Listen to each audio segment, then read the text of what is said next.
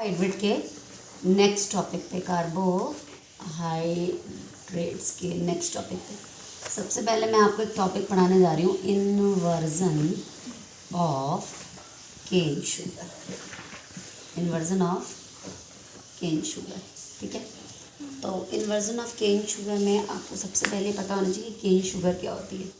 तो cane sugar से जो भी शुगर निकलती है, एक्सट्रैक्ट आउट करते हुए हम घरों में यूज़ होने वाली शुक्रोज होती है। ओके, ठीक है। शुक्रोज जो होती है, एक मैंने आपको ना कुछ टॉपिक पढ़ाए हैं। एक तो पढ़ाया था कैपिटल डी और कैपिटल एल। ये क्या होते हैं? कॉन्फ़िगरेशन होते हैं। ये हम लास्ट किरल सेंटर से देखते थे, आपको याद होगा, है ना। और हमने आपको पढ़ाया अल्फ़ा बीटा, ये आइसोमर होते हैं जो फर्स्ट कार्बन जब किरल हो जाता है साइक्लिक स्ट्रक्चर में। लेकिन एक वर्ड मैंने स्मॉल डी स्मॉल एल भी आपको कभी पढ़ाया है हेलो एल्केन में। तो आज इस टॉपिक के अंदर ये स्मॉल डी और स्मॉल एल यूज़ होने वाला है, ठीक है। ये डी और एल क्या होते हैं? इसका मतलब होता है डेक्स्ट्रो और इसका मतलब होता है लीवो। ओके, इसका मतलब क्या होता है? डेक्स्ट्रो लीवो। ये भी आपके एक तरीके से आइसोमर्स होते हैं। आप यहाँ पर देख सकते हो, मैंने आपको एक कंपाउंड दे दिया, सपोज दैट ये H और OH। तो आप देखिए कायरल कार्बन है, क्योंकि इस कार्बन पे 4 डिफरेंट ग्रुप प्रेजेंट हैं। और जब 4 डिफरेंट ग्रुप प्रेजेंट है तो इसका मतलब ये प्लेन पोलराइज लाइट को, आपको मैंने उसमें पढ़ाया है हेलोल्केन में, ये PPL को किसी ना किसी तरफ घुमाएगा। किधर घुमाएगा? रोटेशन H से OH की तरफ होता है, तो ये क्लॉकवाइज घुमाएगा। तो अगर कोई भी मॉलिक्यूल PPL को क्लॉकवाइज घुमाता है तो उसे हम डेक्स्ट्रो कहते हैं। बोलो, ठीक है। और फिर इसकी मिरर इमेज बना लो। आपने बनाई मिरर इमेज। इधर क्या आएगा? OH, इधर क्या आएगा? H, इधर क्या है? CS3, इधर क्या है? C double. तो ये बताओ कैसा हो गया? Anti clockwise. नहीं, ये बात समझना। ये डेक्स्ट्रो है तो इसे हम क्या बोलेंगे? लीवो बोलेंगे। बोलो, इतना क्लियर हो गया? ठीक है। तो याद रखिए कि ये डेक्स्ट्रो रोटेटरी है, PPL को क्लॉकवाइज घुमा रहा है। ये लीवो रोटेटरी है, एंटी क्लॉकवाइज घुमा रहा है। ऐसे ही किरल सेंटर आपके ग्लूकोज और फ्रक्टोज में भी तो होते हैं। मैंने आपको दिखाया था ग्लूकोज में कितने किरल सेंटर होते हैं, आपको याद होगा? 4 होते हैं। याद आया? H और OH। देखो, ये किरल था, बोलो याद है? ये भी कायरल था, ये भी कायरल था, ये भी कायरल था, और ये वाला नॉन कायरल था। ओके, तो कायरल कार्बन है तो इसका मतलब इनका कुछ रोटेशन होगा, ठीक है। या तो लाइट को क्लॉकवाइज घुमाएंगे या एंटी क्लॉकवाइज। तो अब आपको ये चीज़ याद रखनी है कि शुक्रोज के अंदर 2 चीज़ें होती हैं, ग्लूकोज और फ्रक्टोज, ठीक। लेकिन दोनों बाइंड होती हैं। तो जब भी आप इस शुक्रोज को पानी में डालेंगे, ठीक है, हाइड्रोलिसिस होगी। एसिड की प्रेजेंस में क्या होगी? हाइड्रोलिसिस। और ये एक डाइसैकेराइड है, ठीक है। इसमें एक ग्लूकोज यूनिट आपको मिलेगी और एक आपको कौन सी यूनिट मिलेगी? फ्रक्टोज यूनिट मिलेगी। ओके, तो अब आपको एक बात याद रखनी है कि शुक्रोज जो होती है ग्लूकोज फ्रक्टोज से बनी है। इसमें कायरल कार्बन होते हैं, तो इसका मतलब ऑब्वियसली इसमें भी कायरल कार्बन होंगे। ये यानी कि PPL को कहीं तो कहीं किसी ना किसी डायरेक्शन में तो घुमाएगा। किधर घुमाता है? ये डेक्स्ट्रो रोटेटरी होती है। कैसी होती है? Dextrorotatory. अब आपको अगर मैडम आपको कैसे पता चला? याद रखिए, ट्यूब होती है पोलारीमीटर ट्यूब, जिससे हम स्पेसिफिक रोटेशन चेक करते हैं कि whether the given molecule is rotating PPL towards clockwise direction और एंटी क्लॉकवाइज डायरेक्शन, और कितनी हद तक घुमा रहा है। एवरीथिंग किससे पता चलता है? पोलारीमीटर ट्यूब से। तो हमें ही पता चल गया ये डेक्स्ट्रो रोटेटरी है, राइट। लेकिन जैसे ही आपने पानी में डाला तो ग्लूकोज और फ्रक्टोज मिले। ग्लूकोज डेक्स्ट्रो ही होता है, लेकिन फ्रक्टोज कैसी होती है? लीवो, ठीक है। यानी कि ग्लूकोज लाइट को किधर घुमाएगा? क्लॉकवाइज, और फ्रक्टोज लाइट को किधर घुमाएगी? Anti clockwise. But levo rotation जो फ्रक्टोज का होता है वो डोमिनेटिंग होता है ओवर डेक्स्ट्रो रोटेशन। तो ओवरऑल तो मैं ये कहूँगी कि शुक्रोज लाइट को किधर घुमा रहा है? क्लॉकवाइज।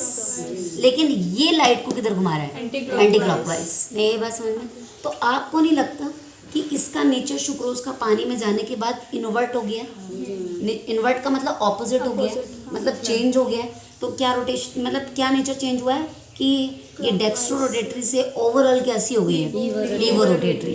ये बात समझ। That's why sucrose is also known as invert sugar. इसे हम कौन सी शुगर बोलते हैं? Invert sugar. ओके, और याद रखिए इस प्रोसेस को हम बोलते हैं inversion of cane sugar. Inversion of cane sugar. बोलो, कोई प्रॉब्लम तो नहीं है? बोलो, मैं एक बार फिर से बता दे रही हूँ कि अगर कहीं पर भी कायरल कार्बन हो, कायरल कार्बन का मतलब जिस पर 4 डिफरेंट ग्रुप हो, राइट। तो वो क्या करता है, पीपीएल का मतलब प्लेन पोलराइज्ड लाइट को या तो क्लॉकवाइज घुमाता है मॉलिक्यूल या फिर एंटी क्लॉकवाइज। तो एज वी नो ग्लूकोज के अंदर 4 कायरल कार्बन थे, फ्रक्टोज के अंदर 3 थे। डेफिनेटली लोग लाइट को कहीं ना कहीं घुमाते होंगे। पोलारीमीटर ट्यूब से बात क्लियर है कि ये लाइट को क्लॉकवाइज डायरेक्शन में और ये लाइट को एंटी क्लॉकवाइज डायरेक्शन में, राइट। कितने एंगल तक घुमाएगा ये भी हम वहाँ से फाइंड आउट कर लेंगे, ओके। और हमने देखा है कि फ्रक्टोज का जो लीवर रोटेशन होता है it is dominating over dextro rotation of glucose, right. अब हम बात करें सुक्रोज की। ओवरऑल हमारा सुक्रोज तो डेक्स्ट्रो रोटेटरी है, राइट। आप देखिए सुक्रोज को जैसे ही पानी में डाला it is disaccharide, it will break into glucose and fructose. तो ये डेक्स्ट्रो से ओवरऑल क्या हो रही है, levo. The nature is completely getting change, okay. This process is known as inversion of cane sugar and sucrose is known as invert sugar, ठीक है, invert sugar. बोलो कोई प्रॉब्लम तो नहीं है, कर लोगे, ठीक है। मुझे एक चीज़ और याद आई, वो मैं अभी आपको बताऊंगी, म्यूटा रोटेशन। मुझे याद दिला देना क्योंकि ये आता है बोर्ड एग्जाम में और मैंने नोट्स में नहीं दिया, तो मैं म्यूटा रोटेशन वीडियो में डाल दे रही हूँ और नोट्स में आप कॉपी कर लेना, लिख लेना, है ना। और इससे आपको पेपर में रिवाइज़ करते वक्त याद रहेगा, वीडियो से थोड़ी रिवाइज़ करोगे, है ना। अब सुनिए, अब मैं ना सबसे पहले आपको बताऊँगी यहाँ पर कि ग्लाइकोसिडिक लिंकेज क्या होती है।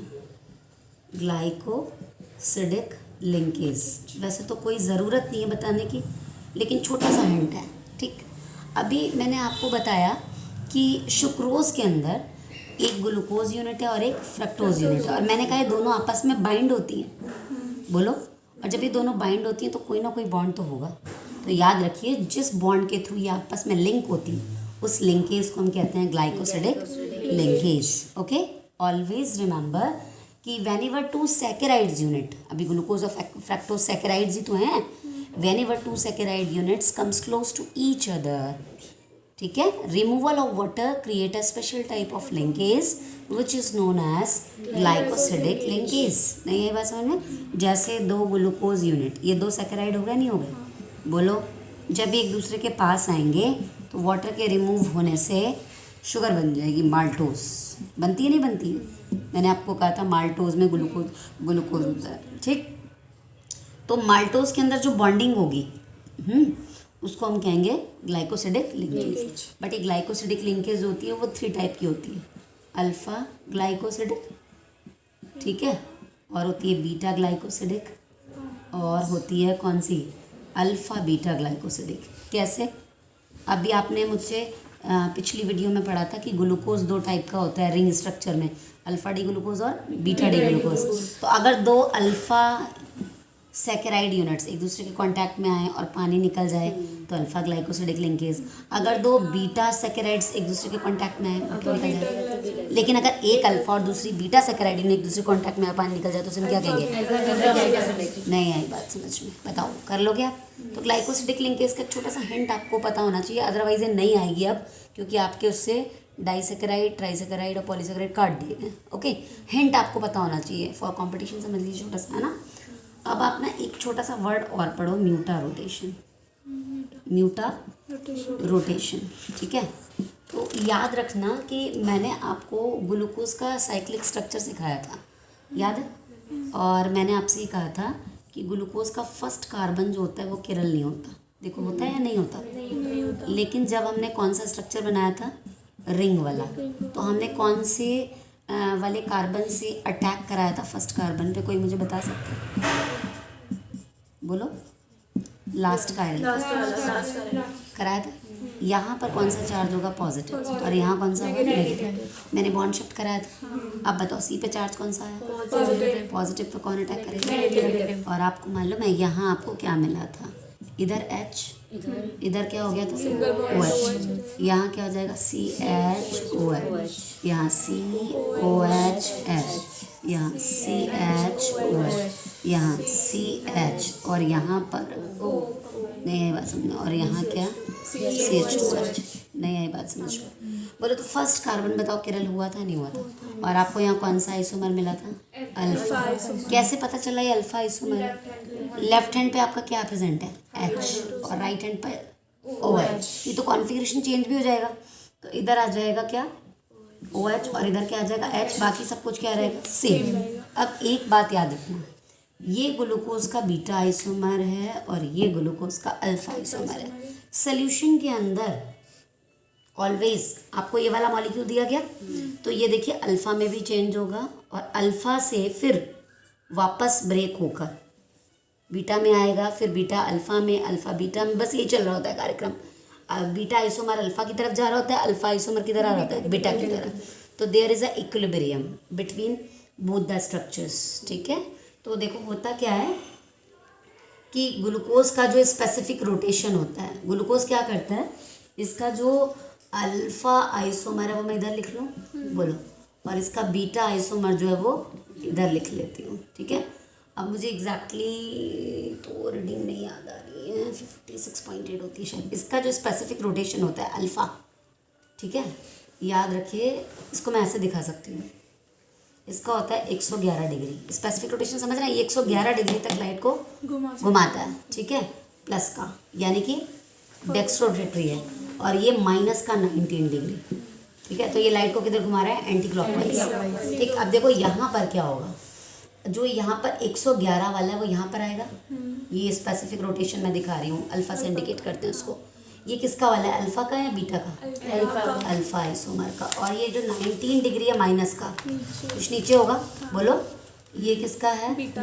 आप इसको 19 को यही मान लो 1 मिनट के लिए, है ना, लाइन मेरी बेसिक लाइन नहीं है। 19 डिग्री माइनस का किसका हो गया, बीटा का। तो अब होता क्या, सोल्यूशन में बीटा अल्फा में चेंज होता है और अल्फा बीटा। तो जब बीटा को अल्फा में चेंज होना है तो इसको अपना स्पेसिफिक रोटेशन बताओ, बढ़ाना पड़ेगा, और अल्फा को अगर बीटा में चेंज होना है तो घटाना पड़ेगा। एक वक्त आएगा दोनों का स्पेसिफिक रोटेशन क्या हो जाएगा, सेम, ठीक है। और वो स्पेसिफिक रोटेशन की वैल्यू होती है 58.5 डिग्री। यही बात समझ, this is the equilibrium rotation, equilibrium specific rotation. तो याद रखिए इसी के थ्रू बीटा जो अल्फा में चला जाता है और अल्फा बीटा में आ जाता है। This process is known as mutarotation, यानी कि the change in the specific rotation of beta D glucose और अल्फा डी ग्लूकोज, ठीक है, up to a certain specific rotation that is 58.5 degree is known as its mutarotation, क्योंकि यही वो rotation है जहाँ से अब आपका अल्फा किधर आ जाएगा, बीटा में, और बीटा किधर चला जाएगा, अल्फा में। नहीं यही बात समझ में। या फिर आप ऐसे कह सकते हैं अल्फा डी, इस जो अल्फा आइसोमर होता है उसका स्पेसिफिक रोटेशन डिक्रीज होता है बीटा में आने के लिए, बीटा का इंक्रीज होता है। इसी प्रोसेस को हम क्या कहते हैं, म्यूटा रोटेशन, ठीक है। The change in specific rotation of alpha D glucose and beta D glucose, alpha D glucose to beta D glucose और beta D glucose to alpha D glucose is known as its mutarotation. तो ये भी एक छोटा सा point मैंने आपको बता दिया, आता है एग्जाम में, ठीक है, कभी कभार कर लोगे आप इतना, ठीक। तो अब आपका कार्बोहाइड्रेट टॉपिक तो फिनिश हो गया। अब हम चलते हैं किस पे, प्रोटीन्स। सब जल्दी जल्दी से देखेंगे कि प्रोटीन क्या होती है। देखिए प्रोटीन क्या होती है, तो वैसे तो प्रोटीन की बड़ी लंबी कहानी है कि प्रोटीन हमारी बॉडी की बिल्डिंग ब्लॉक्स हैं। बिल्डिंग ब्लॉक्स समझ रहे हैं, जैसे किसी बिल्डिंग का फॉर्मेशन में जो ब्रिक होती है वो अपना सबसे इम्पॉर्टेंट रोल प्ले करती है।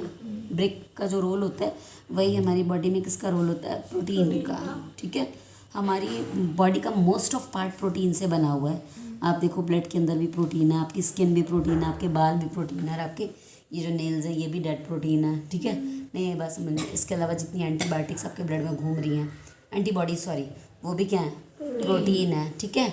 और हीमोग्लोबिन जिसकी वजह से आप सांस ले पा रहे हो वो भी क्या है, प्रोटीन है। इस मसल कॉन्ट्रैक्शन में जो प्रोटीन इस्तेमाल होती है, मतलब जो जिसकी वजह से मसल कॉन्ट्रैक्शन हो पा रहा है, मायोसिन प्रोटीन आपको याद होगा, तो वो भी क्या होती है, प्रोटीन ही होती है। नहीं ये बात समझ में। तो हमारी बॉडी का मोस्ट ऑफ पार्ट किससे बना हुआ है, प्रोटीन से। लेकिन एक्चुअली अगर हम देखें तो प्रोटीन किससे बनी होती है, ये पॉलीमर होती है, किसकी, पॉलीमर ऑफ अमाइनो एसिड्स।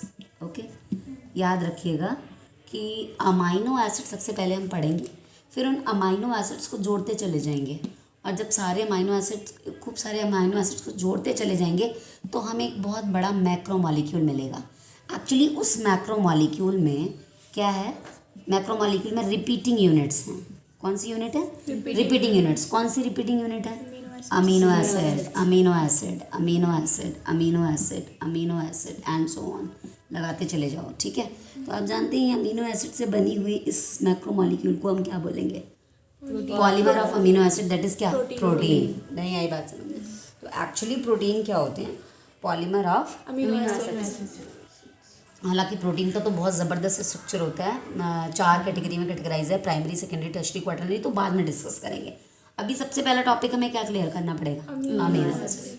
चले, what do you mean by amino acid? नाम से ही पता चल रहा है कि अगर मैं आपको कोई कार्बोक्सिलिक एसिड दे दूँ, दे दिया मैंने आपको, दे दिया, दिख रहा है कार्बोक्सिलिक एसिड, मैं उसकी अल्फा पोजीशन पे, फंक्शनल ग्रुप का पड़ोसी अल्फा पोजीशन से एक H हटाकर बदले में एक NH2 ग्रुप लगा दूँ, now this will become amino acid. क्या हो जाएगा ये? Amino acid. हाँ, अल्फा अमीनो एसिड। हो सकता है कि आप बीटा से हटाएं क्या, H, और यहाँ क्या लगा दें, NH2, this will become beta amino acid. फिलहाल मुझे इससे कुछ लेना देना नहीं है, अल्फा से और बीटा से। मैं सिर्फ जो भी आपको पढ़ाने वाली हूँ वो अल्फा ही होंगे सारे, ठीक है ना? तो आपको अल्फा पढ़ना, इतना समझ में आया? तो एक जनरल सी बात समझ में आ रही होगी कि अल्फा अमीनो एसिड में क्या कॉमन हो सकता है। देखो, अल्फा अमीनो एसिड वो होते हैं जिनमें जो एस्ट्रिक कार्बन है, एस्ट्रिक कार्बन का मतलब किरल कार्बन, उस पर एक COOH होगा, एक अमीनो ग्रुप होगा, अमीनो एसिड ग्रुप होगा, एक वैलेंसी H से सेटिस्फाई होगी डेफिनेटली, एंड इस ग्रुप को मैं R मान लेती हूँ। बस सारे अमीनो एसिड में ये R ग्रुप डिफरेंट होता है, बाकी ये 3 चीज़ें कॉमन होती हैं। बात क्लियर हो गई? तो अमीनो एसिड आइडेंटिफाई कर लोगे, क्या होते हैं amino acid? These are the amino derivatives of carboxylic acid, these are the alpha amino derivative of, alpha amino derivative का अल्फा पोजीशन का H हटाओ, अमीनो ग्रुप लगाओ। तो ये डेफिनेशन तो नहीं आने वाली पेपर में, अब तुम्हें जनरल आइडेंटिफिकेशन पता होना चाहिए। अमीनो एसिड के लिए कार्बन लोगे, एक एसिड लगाओगे, एक NH2 लगाओगे, एक H लगाओगे, and this is the different group.